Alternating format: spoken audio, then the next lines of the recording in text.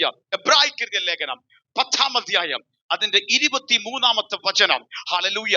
ഇന്നത്തെ ശുശ്രൂഷയ്ക്കായി വായിക്കുന്നു. എല്ലാ പ്രിയപ്പെട്ടവരും ശ്രദ്ധിക്കുക. എബ്രായർക്കെഴുതിയ ലേഖനം ഹീബ്രൂസ് ചാപ്റ്റർ 10 വേഴ്സ് 23. വളരെ ശ്രദ്ധയോടെ വചനത്തിന്റെ മുമ്പിലായിരിക്കുക. ദൈവം നമ്മളോട് സംസാരിക്കുന്നു. യെസ്, വായിച്ചാട്ടെ. പ്രത്യാശയുടെ സ്വീകാര്യം നാം മുറുകെ പിടിച്ച് കൊള്ളുക. വാഗ്ദത്തം ചെയ്തവൻ വിശ്വസ്തനല്ലോ. ഒന്ന് ഉറക്കെ സിസ്റ്ററും വായിച്ച, ബാക്കി എല്ലാവരും ഉറക്കെ ഒന്ന് വായിച്ചേ. പ്രത്യാശയുടെ സ്വീകാര്യം നാം മുറുകെ പിടിച്ചുകൊള്ളുക. വാഗ്ദത്തം ചെയ്തവൻ വിശ്വസ്തനല്ലോ. ഹല്ലേലൂയ. അതായത് നമുക്ക് അചഞ്ചലമായി ഒരു മാറ്റം, വേവറുണ്ടാകാതെ ഹല്ലേലൂയ നിന്നുകൊണ്ട് നമ്മുടെ പ്രത്യാശ നമുക്ക് ഏറ്റുപറയാം, അതിനെ മുറുകെ പിടിക്കാം. ഹല്ലേലൂയ. എന്താ വെച്ചാൽ വാഗ്ദത്തം, പ്രോമിസ് പറഞ്ഞ ദൈവം വിശ്വസ്തനല്ലോ. ഹല്ലേലൂയ. ഇന്ന് പകൽ കർത്താവ് ഈ 9-ാം മാസത്തിൽ അരുളി ചെയ്യുന്നു, ചിലതിനെ മുറുകെ പിടിച്ചോണം. നാം വിളിച്ചു പറയുന്ന, നാം വിശ്വസിക്കുന്ന പ്രത്യാശ ഉണ്ടല്ലോ, അതിലൊരു അചഞ്ചലം സംഭവിക്കാതെ കാറ്റത്തലയുന്ന തിരമാല പോലെ, മരത്തെ പോലെ, വൃക്ഷങ്ങളുടെ പോലെ ഹല്ലേലൂയ ഒരു വേവർ ഉണ്ടാകാതെ ആ സ്വീകാര്യത്തെ മുറുകെ പിടിച്ചാൽ, അചഞ്ചലായി നിന്നുകൊണ്ട് ആ പ്രത്യാശ ഏറ്റുപറയാൻ. എന്തുകൊണ്ടാണ് ഏറ്റുപറയുന്നെന്ന് പറഞ്ഞറിയാമോ? വാഗ്ദത്തം ചെയ്തവൻ വിശ്വസ്തനല്ലോ. ഒരു ഫെയ്ത്ത്ഫുൾ ആയ ദൈവമാണ് നിന്നോട് വാഗ്ദത്തം ചെയ്തത്. എന്താ വിശ്വസ്തൻ എന്ന് പറഞ്ഞാൽ? വാക്ക് പറഞ്ഞാൽ മാറ്റി പറയാത്ത ദൈവമാണ് വിശ്വസ്തനായത്. ഇവിടെ ഇരിക്കുന്ന ഓരോ കുഞ്ഞുകുട്ടി ആബാലവൃദ്ധ ജനത്തോട് ഞാൻ ആത്മാവിൽ ഇന്ന് പകൽ സംസാരിക്കുന്നു. ഹല്ലേലൂയ. നമ്മൾ പിടിച്ച വിശ്വാസത്തെ മുറുകെ പിടിക്കുക, അത് ധൈര്യത്തോടെ ഏറ്റുപറയുക, അതിനൊരിക്കലും മടി കാണിക്കരുത്. നിന്നോടും നിന്റെ കുടുംബത്തോടും വാഗ്ദത്തം പറഞ്ഞ ദൈവം വിശ്വസ്തനാണ്. കാലങ്ങൾ മാറും, സീസണുകൾ മാറും, അവസ്ഥകൾക്ക് മാറ്റം വരും, പക്ഷെ വാഗ്ദത്തം പറഞ്ഞ ദൈവത്തിന് മാറ്റമില്ല. ഹല്ലേലൂയ. ഹല്ലേലൂയ. ഈ എബ്രായർക്കെഴുതിയ ലേഖനം എഴുതുമ്പോൾ സംഭവിക്കുന്ന ശ്രദ്ധിക്കണം. യഹൂദ വിശ്വാസികൾ ഈ സമയത്ത് കഠിനമായ പീഡനങ്ങൾ അനുഭവിച്ചു പോകുന്ന, കർത്താവിന്റെ നാമത്തിന് വേണ്ടി നിൽക്കുമ്പോൾ പ്രതിസന്ധി, പീഡനം അനുഭവിക്കുന്ന ഒരു സീസണാണ്, കാലഘട്ടമാണ്. ഇനി ശ്രദ്ധിക്കുക, ആ പ്രതിസന്ധിയും വേദനയും അനുഭവിച്ചുകൊണ്ടിരിക്കുമ്പോൾ അവര് ചിലരെന്ത് ചെയ്യുന്നറിയാമോ? ക്രിസ്തുവിനോടുള്ള ഏകാഗ്രത വിട്ട് അതിൽ നിന്ന് മാറിപ്പോയി. ഹല്ലേലൂയ. മാറിപ്പോയപ്പോ അവരോട്, എന്നിട്ട് മാറിയിട്ട് അവര് പല യഹൂദര എന്തിനെയൊക്കെ വിട്ടുപോയ യഹൂദ പാരമ്പര്യങ്ങളെ മുറുകെ പിടിക്കാൻ ഇടവന്നു. അപ്പോൾ അവരോട് പറയുകയാണ്, നിങ്ങൾ ആദ്യം വിളിച്ചു പറഞ്ഞ ചില കാര്യമുണ്ടല്ലോ, അത് വിട്ടുകളയരുത്. നീ കർത്താവിനെ അറിഞ്ഞതും ആ പ്രത്യാശയുണ്ടല്ലോ, അതിനെ നീ മുറുകെ പിടിച്ചുകൊള്ളുക. ഹല്ലേലൂയ. ഇപ്പോഴത്തെ എന്തെങ്കിലും പ്രതിസന്ധി കണ്ട്, ഭാരം കണ്ട് അതിനെ വിട്ടുകളഞ്ഞ് ആ പഴയ പാരമ്പര്യത്തിലേക്ക് നീ പോകരുത്. നീ അല്പം വെയിറ്റ് ചെയ്താലോ നിന്നോട് വാഗ്ദത്തം പറഞ്ഞവൻ വിശ്വസ്തനാണ്.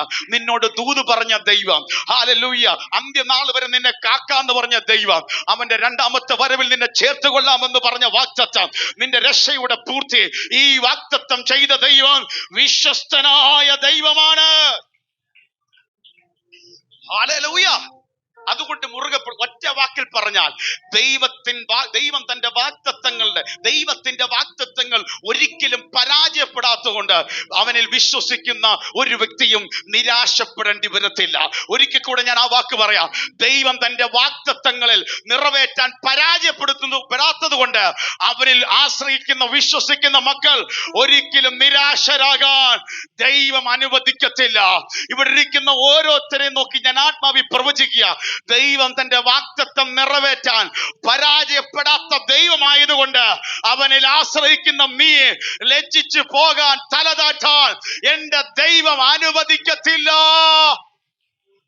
കാരണം വാഗ്ദത്തം ചെയ്ത ദൈവം വിശ്വസ്തനല്ലോ. ഹല്ലേലൂയ. ഹല്ലേലൂയ. ഉറക്കെ പറ, എന്റെ ദൈവം വിശ്വസ്തനാന്ന് പറഞ്ഞേ. ഇത് എന്തുകൊണ്ടാ മുറുകെ പിടിക്കണം? അത് മനോഹരമായി പറയുന്നുണ്ട്. എബ്രായർക്കെഴുതിയ ലേഖനം 6-ാം അധ്യായം അതിന്റെ 18-19. എല്ലാവരും വചനത്തിൽ ശ്രദ്ധിച്ചേ. എബ്രായർക്കെഴുതിയ ലേഖനം 6-ാം അധ്യായം അതിന്റെ 18-19. അങ്ങനെ നമ്മുടെ മുമ്പിൽ വെച്ചിട്ടുള്ള പ്രത്യാശ പിടിച്ചുകൊള്ളുവാൻ, ഇവിടെയും പറയുന്നു നമ്മുടെ മുമ്പിൽ വെച്ചിരിക്കുന്ന പ്രത്യാശ പിടിച്ചുകൊള്ളുവാൻ. പ്രത്യാശ എന്ത് ചെയ്യണം? പിടിച്ചു. നമ്മൾ ഈ പിടിക്കുക എന്ന് പറഞ്ഞാൽ എന്താ? വിടരുതെന്നല്ലേ അർത്ഥം. പിടിക്കുക എന്ന് പറഞ്ഞാൽ എന്ത് ചെയ്യാ? നമുക്ക് ഈ വയനാട്ടിൽ ദുരിതം നമുക്ക് കണ്ടില്ലേ? നമ്മുടെ ആർമി ഫോഴ്സും ഒക്കെ വന്നിട്ട് NDRF ടീമൊക്കെ വന്നിട്ട് എന്ത് ചെയ്യാം, വട വിട്ടു കൊടുക്ക. നീ ഒറ്റ കാര്യം ചെയ്താൽ മതി, ഹെലികോപ്റ്റർ വന്നിട്ട് എന്താ നീ പിടിച്ചാ മതി, ബാക്കി ഞങ്ങൾ ഏറ്റു. നീ ഒറ്റ കാര്യം ചെയ്താൽ ഇട്ട് തരുന്ന വടത്തിൽ നീ പിടിക്കുക മാത്രം. കാരണം നിനക്ക് എന്താ ഉറപ്പ്? നീ ധൈര്യത്തോടെ പിടിച്ചോ. എത്ര വലിയ കുത്തൊരുക്കാണെങ്കിലും വന്നിരിക്കുന്നത് ഇന്ത്യൻ എയർഫോഴ്സ് ആണ്, നിന്നെ അവിടുന്ന് പൊക്കിയിരിക്കും. പക്ഷെ നീ പിടിവിടണമെന്ന് മാത്രമേ ഉള്ളൂ. ഹല്ലേലൂയ. ഇത് തന്നെ നിന്നോട്, അതിനേക്കാൾ രാജാതി രാജാവാ നിന്നോട് പറയുന്നത്, നിന്നെ രക്ഷയ്ക്കായി ഒരു വാതിലിട്ട് തന്നേക്ക, നീ പിടിച്ചോ, വിടരുത്, വിടരുത്. വാഗ്ദത്തം ചെയ്തവൻ വിശ്വസ്തൻ. ആരൊക്കെ ഇട്ടിട്ട് പോയാലും അവൻ നിന്നെ ഇട്ടിട്ട് പോകത്തില്ല, അവൻ കൈവിടത്തില്ല, അവൻ ഉപേക്ഷിക്കത്തില്ല. ലോക അവസാനത്തോളം എല്ലാ നാളും കൂടുണ്ടെന്ന കർത്താവ് വാഗ്ദത്തം പറഞ്ഞത്.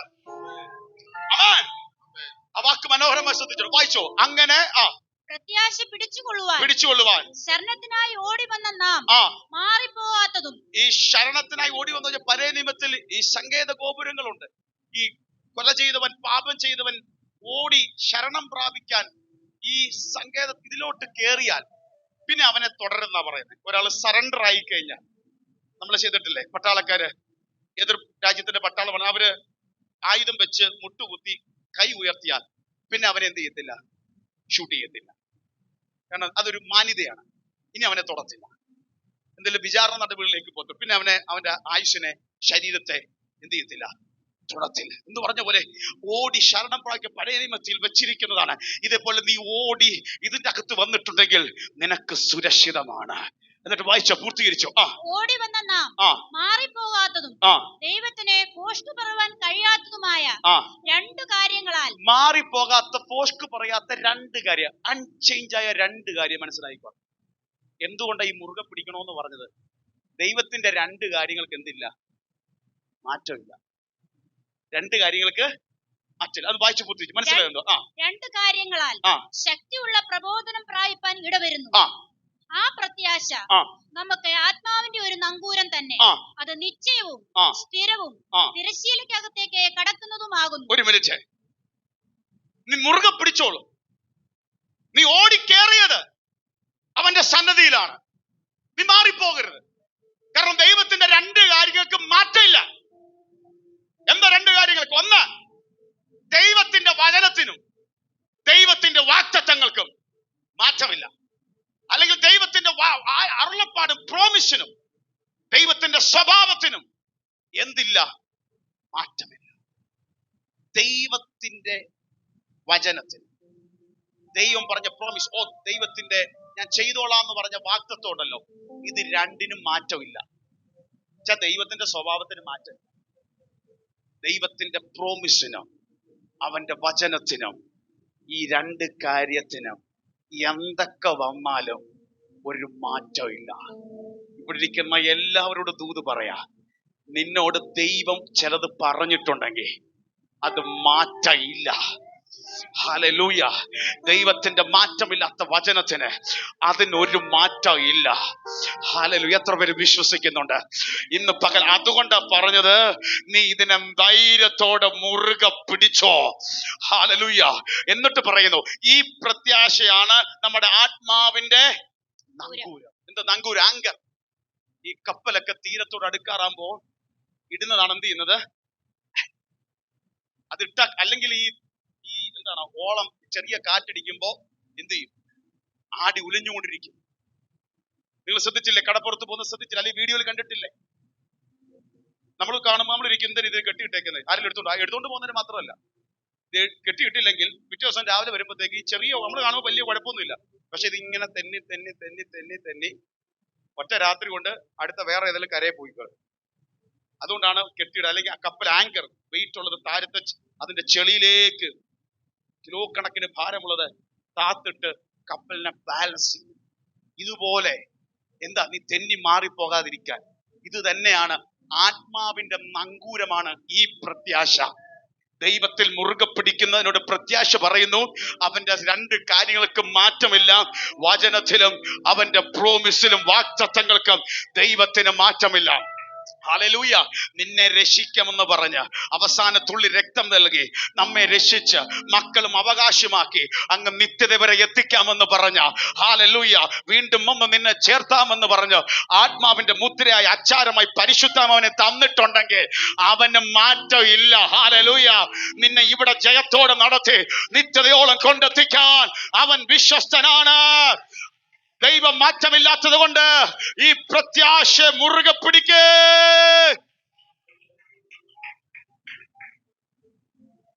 ഇത് നമ്മുടെ ആത്മാവിന്റെ ജീവിതത്തിന്റെ കൊടുങ്കാറ്റിലും പരീക്ഷണത്തിലും വേദനയിലും ഈ പ്രത്യാശയാണ് നമ്മുടെ. അപ്പൊ എബ്രായ വിശ്വാസികളോട് പറയാ, എന്തെങ്കിലും ഇപ്പുറത്തെ കണ്ട് നീ ഭാരപ്പെടരുത്. നീ നങ്കൂര കിട്ടോ. കപ്പല് ചലിക്കാത്ത ഇടുന്നെങ്കിലും നീ ഉറപ്പുള്ള പാറയായ ക്രിസ്തുവിലാ ഹല്ലേലൂയ നിന്റെ നങ്കൂരം ഇട്ടിരിക്കുന്നത്. ആ ദൈവരാജ്യത്തിലാണ് നിന്റെ നങ്കൂരം ഇട്ടിരിക്കുന്നത്. എത്ര കൊടുങ്കാറ്റടിച്ചാലും നീ തകർന്നു പോകാൻ അവൻ സമ്മതിക്കത്തില്ല. അതുകൊണ്ട് ആ പ്രത്യാശയുടെ നല്ല സ്വീകാര്യം നീ ഏറ്റുപറ, വിളിച്ചു പറ, അത് മുറുകെ പിടിച്ചോ. ആമേൻ. നമ്മൾ വചനം വായിക്കുമ്പോൾ ഒന്ന് രണ്ട് വചനം ഞാൻ വേഗത്തിൽ പറയും. യൂദാ 1:24 പറയുന്നു, വീരാതവണ്ണം നിങ്ങളെ സൂക്ഷിച്ച് തന്റെ മഹിമാസന്നതിയിൽ കളങ്കമില്ലാത്തവരായി ആനന്ദത്തോടെ നിന്നെ നിർത്താൻ ശക്തിയുള്ള. ദൈവത്തിന്റെ വാഗ്ദത്തം ഇവിടെ കൊണ്ട് തീരുന്നല്ല, അങ്ങ് അപ്പന്റെ സന്നദ്ധി തിരിച്ചുകൊണ്ട് എത്തിക്കുന്നവരെ ഉള്ള വാഗ്ദത്തമാണ്. തെസ്സലോനിക്കർ പറയുന്നു, നിങ്ങളെ വിളിച്ചവൻ വിശ്വസ്തനാണ്, അവനത് നിവർത്തിക്കും. ആമേൻ. 2 കൊരിന്ത്യർ 1:20 വളരെ പ്രസിദ്ധമായ ഒരു വചനം. 2 കൊരിന്ത്യർ 1:20 ബൈബിൾ പറയുന്നു, ദൈവത്തിന്റെ വാഗ്ദത്തങ്ങൾ എത്ര ഉണ്ടെങ്കിലും അവനിൽ, അതായത് ക്രിസ്തയേശുവിൽ ഊവെന്നത്രേ ദൈവത്തിന് മഹത്വം ഉണ്ടാവാറ് അവനിൽ ആമീൻ എന്ന് തന്നെ. ദൈവത്തിന്റെ വാഗ്ദത്തങ്ങൾ എത്ര ഉണ്ടെങ്കിലും അത് ഊവെന്ന് തന്നെ, ആമീൻ ആമീൻ എന്ന് തന്നെയാണ്. ഹല്ലേലൂയ. സംഖ്യ 23:19 ബൈബിൾ പറയുന്നു, വ്യാജം പറയാൻ ദൈവം മനുഷ്യനല്ല, പറഞ്ഞിട്ട് അനുദപിക്കാൻ അവൻ മനുഷ്യപുത്രനുമല്ല. താൻ കൽപ്പിച്ചത് ചെയ്യാതിരിക്കുമോ? താൻ അരുളി ചെയ്തത് നിവർത്തിക്കാതിരിക്കുമോ? താൻ അരുളി ചെയ്തത് നിവർത്തിക്കാതെ. ദൈവത്തിന് മാറ്റമില്ല. തിമോഥെയോസിനോട് ലേഖനം വരുമ്പോൾ അപ്പോസ്തലനായ പൗലോസ് പറയുന്നു, ദൈവത്തിന് തന്റെ സ്വഭാവത്തെ എന്ത് ചെയ്യാൻ പറ്റത്തില്ല, ത്യജിക്കാൻ പറ്റത്തില്ല. എല്ലാവരും ഇത് ശ്രദ്ധിച്ചേ.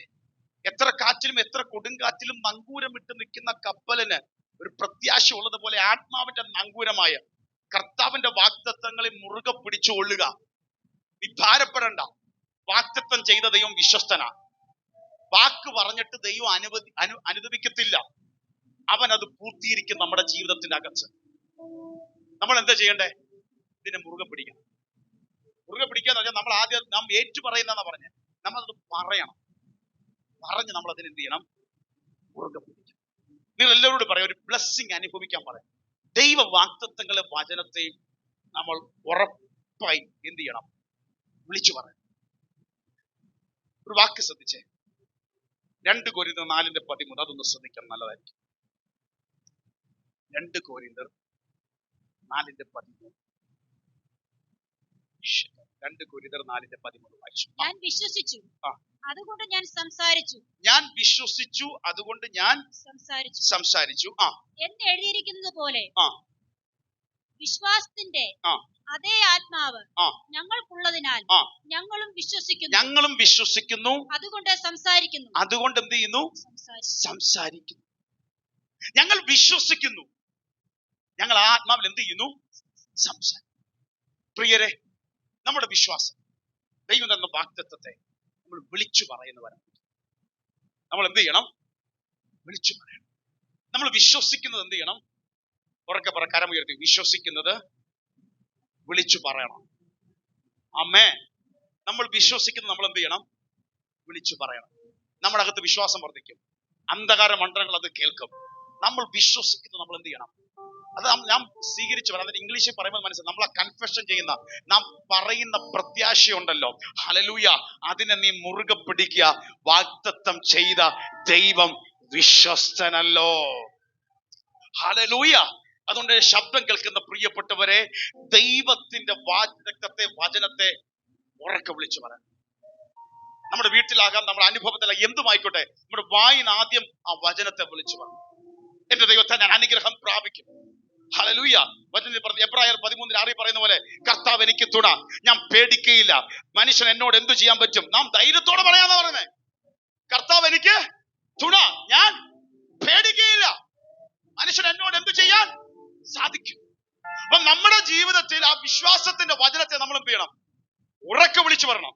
നമ്മൾ എന്ത് വിശ്വസിക്കുന്നോ അത് വിളിച്ചു പറയണം. അവിടെ അത്ഭുതങ്ങൾ സൃഷ്ടിക്കാൻ സാധിക്കും. ഹല്ലേലൂയ. നമ്മൾ ഭവനത്തിലേക്ക് ഇന്ന് കേട്ട വചനം ഉണ്ടല്ലോ, ഈ മാസം ചിലതൊക്കെ ദൈവം സൃഷ്ടിക്കുമ്പോ വിളിച്ചു പറ. ഹല്ലേലൂയ. ഒറ്റയ്ക്കിരിക്കുമ്പോ വിളിച്ചു പറ, പ്രാർത്ഥിക്കുമ്പോ വിളിച്ചു പറ, വീടിനുചുറ്റും നടക്കുമ്പോ വിളിച്ചു പറ, വീട്ടിൽ വെറുതെ ഇരിക്കുമ്പോ വിളിച്ചു പറ. വാ തുറന്ന് കേൾക്കട്ടെ. അന്തരീക്ഷ മണ്ഡലത്തിൽ എന്റെ ജീവിതത്തിൽ സംഭവിക്കാൻ പോകുക. മനുഷ്യൻ എന്നോട് എന്ത് ചെയ്യാൻ പറ്റും? കർത്താവ് എനിക്ക് തുണ, ഞാൻ പേടിക്കത്തില്ല. ഈ മാസം പുതിയത് ദൈവം ചെയ്യാം. എന്റെ വിലാപങ്ങൾക്ക് ഒരു അറുതി ദൈവം വരുത്തും. ഒരു സന്തോഷത്തിന്റെ ദിവസം എന്റെ കൂടാരത്തിൽ എന്റെ ദൈവം കേൾപ്പിക്കും. നാം വിശ്വസിക്കുന്നത് നമ്മൾ വിളിച്ചു പറ. ഹല്ലേലൂയ. ഹല്ലേലൂയ. നിങ്ങളൊന്ന് അങ്ങനെ ഇന്നു മുതൽ ചെയ്യാൻ നോക്കിയാമോ? ഞാൻ പറയുന്ന ചില ചേഞ്ചസുകൾ കാണാൻ പോകുക. ഇന്ന് തൊട്ട് വിളിച്ചു പറ. ഹല്ലേലൂയ. നിന്റെ വീടിനെ നോക്കി, തലമുറ നോക്കി, കുടുംബത്തെ നോക്കി, തകർക്കപ്പെട്ട പരാജയപ്പെട്ട അവസ്ഥ നോക്കി വിളിച്ചു പറ. ചില ജീവൻ പ്രാപിക്കുന്നത് കാണാൻ പറ്റും. ദൈവത്തിന്റെ കരം ഇറങ്ങി വന്ന് എസെക്കേൽ പ്രവാചകനോട് പറഞ്ഞതാ. ഹല്ലേലൂയ. എസെക്കേലേ, ഈ അസ്ഥികൾ ജീവിക്കണമെങ്കിൽ, നിന്റെ കൺമുമ്പിൽ കണ്ട ഉണങ്ങിയത് ഹല്ലേലൂയ ജീവിക്കണമെങ്കിൽ, എസെക്കേൽ പറഞ്ഞു, ദൈവം നീ നിനക്ക് പറ്റും, നീ സർവശക്തനാ, അതെനിക്കറിയാം. പക്ഷെ എസെക്കേലിനോട് ദൈവം പറയുന്നത്, അതൊക്കെ ശരി, ഞാൻ സർവശക്തനാ, പക്ഷെ ഒരു കാര്യം സംഭവിക്കണമെങ്കിൽ ഒറ്റ കാര്യമുള്ളൂ, നീ അതിനെ നോക്കി വിളിച്ചു പറ. പ്രവർത്തിക്കാൻ ഞാൻ ശക്തനാണ്. ഹല്ലേലൂയ. കാറ്റേ വീശാൻ പറ, വചനം വിളിച്ചു പറ അസ്ഥികളോട്, ഞാൻ സർവശക്തനാ. ഹല്ലേലൂയ. എസെക്കേൽ പറഞ്ഞു, ദൈവമേ നിനക്കറിയാം. യെസ്, എനിക്കറിയാം, എനിക്ക് പ്രവർത്തിക്കാൻ പറ്റും. പക്ഷെ ഉണങ്ങിയ അസ്ഥിയെ നോക്കി വചനം വിളിച്ചു പറയേണ്ടത് നീയാണ്. അത് വിളിച്ചു പറഞ്ഞാൽ മാംസങ്ങൾ കൊണ്ടെത്തിക്കുന്നത് ഞാൻ ഏറ്റവും. ഹല്ലേലൂയ. ശ്വാസമില്ലാതെ ചലിക്കാതെ കിടക്കുന്നതിനെ ചലിക്കാൻ വിളിച്ചു പറയേണ്ട നീയാണ്. കാറ്റ് ചലനം ഞാൻ എത്തിക്കോ. വിശ്വസിച്ച് വിളിച്ചു പറ. ഇന്നൊരു ദൂത് കിട്ടിയില്ലേ? നിന്റെ കുടുംബത്തെ നോക്കി വിളിച്ചു പറ. നീ പ്രത്യാശയുടെ നാം ഏറ്റു പറയുന്ന ഈ പ്രത്യാശ വിളിച്ചു പറഞ്ഞോ. ഞാൻ വിശ്വസിക്കുന്നു നിന്റെ കുടുംബത്തിൽ ഇത് പ്രവൃത്തി പൂർത്തീകരണമാക്കോ. ഇപ്പോൾ ഉണങ്ങി അസ്ഥിയായിരിക്കാം, വചനത്തെ വിളിച്ചു പറ. ഇപ്പോൾ ജീവനില്ലാത്ത അവസ്ഥയായിരിക്കാം, അത് ചലിപ്പിക്കുന്ന ആത്മാവിന്റെ കാറ്റ്. 13 തൊട്ട് നിങ്ങൾക്ക് പശ്ചാത്തലം മനസ്സിലാവും. ദൈവം അബ്രഹാമിനോട് വാഗ്ദത്തം ചെയ്യുമ്പോൾ തന്നേക്കാൾ വലിയവനെ കൊണ്ട് സത്യം ചെയ്യുവാൻ ഇല്ലാഞ്ഞിട്ട് തന്നെ കൊണ്ട് തന്നെ സത്യം ചെയ്തു. അതായത് മനസ്സിലായി നിങ്ങൾക്ക് പറഞ്ഞത്? ഈ രണ്ടുപേര് തമ്മിൽ സത്യം ചെയ്യുമ്പോ നമ്മൾ എന്ത് പറയും? നമുക്ക് മുതിർന്നു നിൽക്കുന്ന ഒരാളെ കൊണ്ടാണ് നമ്മൾ എന്ത് ചെയ്യുന്നത്? പിള്ളേരോട് ചോദിച്ചാൽ മനസ്സിലാവും. എല്ലാവരും പിള്ളേരോട് ഇന്ന് വീട്ടിൽ പോയി ചോദിക്കണം, ഞാൻ നാളെ കൊണ്ടുവരാം, ഞാൻ നാളെ വൈകിട്ട് വിളിക്കാം എന്ന് പറയുമ്പോൾ മറ്റോ ചോദിക്കും, നീ സത്യമായിട്ട് വിളിക്കോ? കൊണ്ടാ പറയാം, എന്റെ അമ്മ സത്യം, എന്റെ അച്ഛൻ സത്യം. എത്ര എല്ലാവരും ചിരിക്കുന്നു, എല്ലാം പറഞ്ഞിട്ടുണ്ട്. ആ കാര്യം കൊണ്ടുവരണേ. അല്ല, ഞാൻ കൊണ്ടുവരും, നീ മറക്കും. ഇല്ല, അമ്മ സത്യം. എന്താ ചെയ്യുന്നേ? നമുക്ക് മീതെ നിൽക്കുന്ന ഒരാളെ കൊണ്ടാണ് ചെയ്യുന്നത്, വിശ്വസിക്കാൻ വേണ്ടി എന്തോ പറയുന്നത്, സത്യം ചെയ്യുന്നത്. പക്ഷെ ദൈവം പറയാം, അബ്രഹാമിനോട് ദൈവം ഇറങ്ങി വന്നിട്ട് ദൈവം എന്ത് ചെയ്യുന്നു? വാഗ്ദത്തം പറഞ്ഞപ്പോ ഇനി അതിന് മേളിൽ ഒരാളില്ല. അതുകൊണ്ട് പറയും, ഞാൻ തന്നെ എന്ത് ചെയ്യാം. കണ്ടോ? ദൈവം അബ്രഹാമിനോട് വാഗ്ദത്തം ചെയ്യുമ്പോൾ തന്നെക്കാൾ വലിയവനെ കൊണ്ട് സത്യം ചെയ്യാൻ ഇല്ലാത്തതുകൊണ്ട് തന്നെ കൊണ്ട് തന്നെ ദൈവം എന്ത് ചെയ്തു?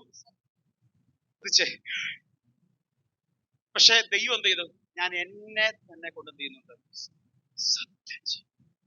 നീ ഒന്ന് ആലോചിച്ചു നോക്കെ.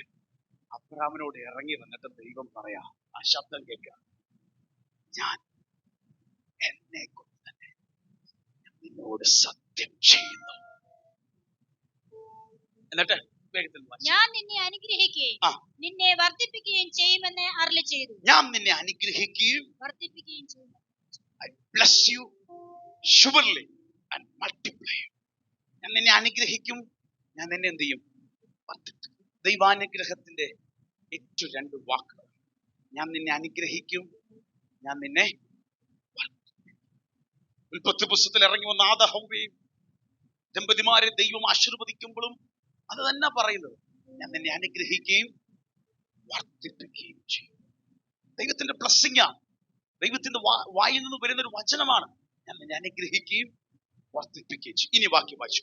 അങ്ങനെ അവൻ ദീർഘക്ഷമയോടെ ഇരുന്നു വാഗ്ദത്ത വിഷയം പ്രാപിച്ചു. അവൻ ദീർഘക്ഷമയോടിരുന്ന് ഇതെങ്ങനെ പ്രാപിച്ചേ? ദീർഘക്ഷമയോടിരുന്ന്. അപ്പൊ ദൈവത്തെ കൊണ്ട് തന്നെ പറഞ്ഞ സത്യം ഞാൻ നിന്നെ അനുഗ്രഹിക്കുകയും നിന്നെ വർദ്ധിപ്പിക്കുകയും ചെയ്തു. ഒറ്റ സെക്കൻഡിൽ, ഒറ്റ രാത്രിയിൽ അത് എന്ത് ചെയ്തില്ല, നടന്നില്ല. പക്ഷെ ദീർഘക്ഷമയോടിരുന്ന് വാഗ്ദത്ത വിഷയം പ്രാപിച്ചു. ഉറക്കെ പറ, പ്രാപിച്ചു. ദൈവം മാറത്തില്ല. പക്ഷെ നമ്മൾ ദീർഘക്ഷമയോടിരുന്ന് നമ്മൾ അതിനെ റിസീവ് ചെയ്യും. നമ്മുടെ കടമയാണ് അതിനെ വചനത്തെ വിളിച്ചു പറഞ്ഞ് കാത്തിരുന്ന് അതിനെ പ്രാപിക്കുക. എങ്ങനെ ഇരിക്കണം? ദീർഘക്ഷമയോടിരുന്ന് വാഗ്ദത്ത വിഷയം പ്രാപിച്ചു. ഇനി തരോട്ട് വായിച്ചു. അപ്പൊ നിങ്ങൾ ആ വായിച്ചതിന്റെ മഹത്വം മനസ്സിലാവും. തങ്ങളെക്കാൾ വലിയവനെ കൊണ്ടല്ലോ മനുഷ്യർ സത്യം ചെയ്യുന്നത്, ആണെ അവർക്ക് ഉറപ്പിനായി സകല വാഗ്ദത്തിന്റെയും തീർച്ചയാകുന്നു. 17. അതുകൊണ്ട് ദൈവം വാഗ്ദത്തിന്റെ അവകാശികൾക്ക് തന്റെ ആലോചന മാറാത്തതെന്ന് അധികം സ്പഷ്ടമായി കാണിപ്പാൻ, തന്റെ ആലോചന മാറാത്തതെന്ന് അധികം സ്പഷ്ടമായി കാണിപ്പാൻ ഇച്ഛിച്ച് ഒരാണയാലും ഉറപ്പ് കൊടുത്തു. ദൈവം എന്ത് ചെയ്തു? മാറത്തില്ലെന്ന് ഉറപ്പ് കൊടുത്തു. അങ്ങനെ നമ്മുടെ മുമ്പിൽ വെച്ചിട്ടുള്ള പ്രത്യാശ പിടിച്ചുകൊള്ളുവാൻ. ഏത് പറഞ്ഞിട്ടാണ് പറഞ്ഞത്? അബ്രാമിനെ ഉദാഹരണം കാണിച്ചിട്ട് പറഞ്ഞ, അങ്ങനാണെങ്കിൽ ആ അബ്രാമിനെ ദൈവം അനുഗ്രഹിച്ച് വർദ്ധിപ്പിച്ചിട്ടുണ്ടെങ്കിൽ നമ്മുടെ മുമ്പിൽ വെച്ചിട്ടുള്ള പ്രത്യാശയെ നീ മുറുകെ പിടിച്ചോ. അത് പറഞ്ഞിട്ടാ പറയുന്നത്. എന്നിട്ടാ പത്തി പറഞ്ഞ നമ്മുടെ ആ പ്രത്യാശയുടെ നല്ല സ്വീകാര്യത്തെ മുറുകെ പിടിച്ചോ. വാഗ്ദത്തം ചെയ്ത ദൈവം വിശ്വസ്തനല്ലോ. അവനെ കാണിച്ചിട്ടാ പറഞ്ഞു. നമ്മുടെ ജീവിതത്തിൽ ആ പ്രത്യാശ ഉറക്കെ വിളിച്ചു പറ. ആ വാക്കനുസരിക്ക് കാത്തിരിക്ക്. ദൈവം തന്റെ വാഗ്ദത്തത്തെ നിറവേറ്റും. ഹല്ലേലൂയ. ഇനി ഒരു ശ്രദ്ധിക്കണം, നമ്മുടെ ജീവിതത്തിൽ നമ്മൾ നേരത്തെ വിളിച്ചു പറയണമെന്ന് പറഞ്ഞ ഒരു വാക്ക് ശ്രദ്ധിച്ച് അബ്രാമിന്റെ തന്നെ സംഭവിക്കാം. എബ്രായർക്ക് ലേഖനം 11:17-19 വായിച്ച് ആദ്യം അത് എടുത്തിട്ട് നമ്മൾ ഉൽപ്പത്തി പുസ്തകത്തിലോട്ട് ഒന്ന് പോകും. ഇപ്പോൾ ഒന്ന് ശ്രദ്ധിക്കുക. എബ്രായർക്ക് ലേഖനം 11-ാം അധ്യായം അതിന്റെ 17 മുതൽ 19 വരെയുള്ള വാക്യങ്ങൾ. വിശ്വാസത്താൽ അബ്രഹാം താൻ പരീക്ഷിക്കപ്പെട്ടപ്പോൾ ഇസഹാക്കിനെ യാഗം അർപ്പിച്ചു. ഇസഹാക്കിനു ജനിക്കുന്നവർ നിന്റെ സന്തതി എന്ന് വിളിക്കപ്പെടുമെന്ന് അരുളപ്പാട് ലഭിച്ചു. വാഗ്ദത്തങ്ങളെ കൈക്കൊണ്ടവൻ തന്റെ ഏകജാതനെ അർപ്പിച്ചു. വാഗ്ദത്തങ്ങളെ കൈക്കൊണ്ടവൻ തന്റെ ഏകജാതനെ അർപ്പിച്ചു. കാരണം വാഗ്ദത്തം സ്വീകരിച്ചതുകൊണ്ടാണ് അർപ്പിക്കാൻ പറ്റിയത്. മരിച്ചവരുടെ ഇടയിൽ നിന്ന് ഉയർപ്പിപ്പാൻ ദൈവം ശക്തൻ എന്ന് എണ്ണുകയും അവരുടെ ഇടയിൽ നിന്ന് എഴുന്നേറ്റവനെ പോലെ അവനെ തിരികെ പ്രാപിക്കുകയും ചെയ്തു. ഓക്കെ, ആ സംഭവം എന്താണെന്ന് പറഞ്ഞ് നമ്മൾ പ്രയറിലേക്ക് കയറുമ്പോൾ എല്ലാവരും ഒന്ന് ശ്രദ്ധിച്ചേ. ദൈവം അബ്രാമിനെ പരീക്ഷിക്കുന്നു. തനിക്ക് ആറ്റുനോറ്റ് കാത്തിരുന്ന് വാഗ്ദത്ത പ്രകാരം ജനിച്ച തലമുറയെ, അതെവിടെ കിടക്കുന്നു? ഉൽപ്പത്തി 22 ഒന്ന് പോയാൽ നിങ്ങൾ മനസ്സിലാവും. തലമുറയോട് ആ തലമുറയെ കുറിച്ച് കർത്താവ് പറയാണ്. ഉൽപ്പത്തി 22:2. അപ്പോൾ നിന്റെ മകനെ, നീ സ്നേഹിക്കുന്ന നിന്റെ ഏകജാതനായ ഇസഹാക്കിനെ തന്നെ, ദൈവം വ്യക്തമായിട്ട് പറഞ്ഞു, ഇസഹാക്കിനെ തന്നെ കൊണ്ടുപോയി മോറിയ ദേശത്ത് ചെന്ന് ഞാൻ നിന്നോട് കൽപ്പിക്കുന്ന മലയിൽ പോയി 2 വായിക്കുന്നത്, ഹോമയാഗം കഴിക്ക എന്ന് പറഞ്ഞു. എന്നിട്ട് അതിന്റെ 3 വായിച്ചേ. അബ്രഹാം അധികാലത്ത് എഴുന്നേറ്റ് കഴുതയ്ക്ക് കോപ്പിട്ട് കെട്ടി ബാല്യക്കാരിൽ 2 പേരെയും തന്റെ മകൻ ഇസഹാക്കിനെയും കൂട്ടി ഹോമയാഗത്തിന് വിറക് കീറി എടുത്തുകൊണ്ട് പുറപ്പെട്ടു. അങ്ങനെ അവര് യാത്ര തിരിച്ച് മുന്നോട്ട് പോയി. ഹല്ലേലൂയ. ഇനി 4 തൊട്ടൊന്ന് വായിച്ചേ. 4. 3-ാം ദിവസം അബ്രഹാം നോക്കി ദൂരത്തുനിന്ന് ആ സ്ഥലം കണ്ടു. അപ്പൊ ആദ്യം 3 ദിവസങ്ങൾ യാത്ര ചെയ്തു. ദൂരെ നിന്ന് നോക്കിയപ്പോൾ ദൈവം പറഞ്ഞ സ്ഥലം എത്തി. ഇനി അടുത്തത് എല്ലാവരും ശ്രദ്ധിച്ചോണം. അബ്രഹാം ബാല്യക്കാരോട്, തന്റെ കൂടെ വന്ന സെർവന്റോട്, ബാല്യക്കാരോട് പറയുന്ന ഒരു കാര്യമുണ്ട്. കാരണം നമ്മൾ എന്ത് വിശ്വസിക്കുന്നു അത് നമ്മൾ എന്ത് ചെയ്യണം? വിളിച്ചു പറയണം. ഉറക്കെ പറ, വിളിച്ചു പറയണം. ഹല്ലേലൂയ. നമ്മൾ എബ്രായർ 11 വായിച്ചു. നാം വാഗ്ദത്തം പ്രാപിച്ചു. ആ വാഗ്ദത്തം പ്രാപിച്ചത് കൊണ്ടാണ് ഉറപ്പോടെ ദൈവം എന്താ പറഞ്ഞത്? നിന്റെ കുഞ്ഞിനെ യാഗം അർപ്പിക്കാൻ. പക്ഷെ തന്റെ ഉള്ളിലൊരു വാഗ്ദത്തം കൊണ്ട് നിന്നെ നിന്റെ സന്തതി വരുമ്പോഴേ അനുഗ്രഹിക്കാമെന്നൊരു വാഗ്ദത്തം കിടക്കുന്നതുകൊണ്ട് അബ്രാം വിശ്വസിച്ചു. ഇനി ഈ കുഞ്ഞ് യാഗത്തിൽ ചാരമായാലും ആ ചാരത്തിൽ നിന്ന് തലമുറ എഴുന്നേൽപ്പിച്ച് തരാൻ എന്റെ ദൈവം വിശ്വസ്തനാണ്. ഹല്ലേലൂയ. ഇനി അബ്രാം ബാല്യക്കാരോട് എന്താ പറയാ? വാക്ക് ശ്രദ്ധിച്ചോണം. കഴുതയുമായി ഇവിടെ ഇരിപ്പി, ഞാനും ബാലനും അവിടത്തോളം ചെന്ന് ആരാധന കഴിച്ച് മടങ്ങി വരാമെന്ന് പറഞ്ഞു. Hallelujah. We will worship and return to you. ഞങ്ങൾ ആരാധിച്ചിട്ട് ഞങ്ങൾ തിരിച്ചു വരാമെന്ന്. പക്ഷെ ദൈവം പറഞ്ഞത് ഒരുത്തൻ പോകുന്ന ഒരുത്തൻ അവിടെ യാഗമാണ്. പക്ഷെ അബ്രാം വിളിച്ചു പറഞ്ഞത് പക്ഷെ ഞങ്ങൾ തിരിച്ചു വരും, ഞങ്ങൾ ആരാധിക്കാൻ പോവാ, യാഗം അർപ്പിക്കാൻ പോവാ, പക്ഷെ ഞങ്ങൾ രണ്ടുപേരും തിരിച്ചു വരും. വിശ്വാസത്തെ പ്രഖ്യാപിക്കണം. നിന്റെ കണ്ണിന്റെ മുമ്പിൽ വെച്ച് നഷ്ടപ്പെടുമെന്ന് തോന്നുമ്പോഴും നീ വിശ്വാസത്തെ പ്രഖ്യാപിക്കണം. നിന്റെ തലമുറയെ നോക്കി പ്രഖ്യാപിക്കണം. ഹല്ലേലൂയ. എന്റെ തലമുറയ്ക്കകത്ത് ചില പ്രശ്നങ്ങൾ ഉണ്ടല്ലോ, ചിലതൊക്കെ നഷ്ടപ്പെടുമല്ലോ എന്ന് പറയുമ്പോഴും നിന്റെ വായിന്ന് പുറത്തു വരേണ്ടത് വിശ്വാസത്തിന്റെ വാക്ക്. ഞങ്ങൾ ആരാധിച്ചിട്ട് വർഷിപ്പ് ചെയ്തിട്ട് ഞങ്ങൾ തിരിച്ചു മടങ്ങി വരും. അടുത്തത് അബ്രഹാം ഹോമയാഗത്തിനുള്ള വിറക് എടുത്തു, തന്റെ മകനായ ഇസ്ഹാക്കിന്റെ ചുമലിൽ വെച്ചു, തീയും കത്തിയും താൻ എടുത്തു, ഇരുവരും ഒന്നിച്ചു നടന്നു. ഇനി 7-ാമത്തെ വാക്യം. അപ്പോൾ ഇസ്ഹാക്ക് തന്റെ അപ്പനായ അബ്രഹാമിനോട് അപ്പ എന്ന് പറഞ്ഞതിന് അവൻ എന്താകുന്നു മകനെ എന്ന് പറഞ്ഞു. തീയും വിറകുമുണ്ട്. ഒരു ചോദ്യം, തീയും വിറകുമുണ്ട്, എന്നാൽ ഹോമയാഗത്തിനെ ആട്ടിൻകുട്ടി എവിടെയെന്ന് ഈ മോൻ ഇന്നേ വരെ കാണാത്തൊരു സംഭവം. എമ്മപ്പൻ ആരാധനയ്ക്ക് പോയാലും തീയുണ്ട്, വിറകുണ്ട്. യാഗത്തിനൊരു ആട്ടിൻകുട്ടിയുമായിട്ട് മല കയറത്തുള്ളൂ, യാഗത്തിന് പോകത്തുള്ളൂ. പക്ഷെ എന്നും കാണാത്തൊരു കാഴ്ച, ഒരാളും മിസ്സാകുന്നു. ആട്ടിൻകുട്ടി എവിടെ എന്ന ഏതപ്പനെയും വേദനിപ്പിക്കുന്ന, ഉള്ളുപിടയിപ്പിക്കുന്ന ഒരു ചോദ്യം ചോദിച്ചപ്പോൾ ആ വേദനയുടെ പ്രതിസന്ധിയുടെ മധ്യത്തിൽ അപ്പൻ പറഞ്ഞ വാക്കാണ് 8. ദൈവം തനിക്ക് ഹോമയാഗത്തിന് ഒരു ആട്ടിൻകുട്ടിയെ നോക്കിക്കൊള്ളും. ഒറ്റ കാര്യം, നീ ഒന്നും പേടിക്കേണ്ട, ദൈവം നോക്കിക്കൊള്ളും. യഹോവ ജൈറ, ദൈവം കരുതിക്കൊള്ളും. ദൈവം ആ കാര്യം ഡീൽ ചെയ്തോളും. എത്ര പേർക്ക് വിളിച്ചു പറയാൻ പറ്റോ? നീ വേദനയോടെ നിൽക്കുമ്പോഴോ, കുത്തുവാക്കിന്റെ മധ്യത്തിലോ, നിന്നെ വേദനിപ്പിക്കുന്ന ചോദ്യശരങ്ങളുടെ മധ്യത്തിലോ എത്ര പേർക്ക് വിശ്വാസത്തെ വിളിച്ചു പറയാൻ പറ്റോ? മകനെ, നീ ധൈര്യമായിരിക്കുക, അത് യഹോവ നോക്കിക്കോളൂ. God will provide. Wow.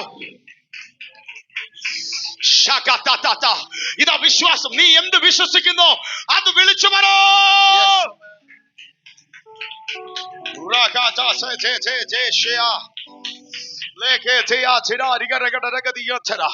ദൈവം കരുതിക്കൊള്ളു, ദൈവം കരുതിക്കൊള്ളു.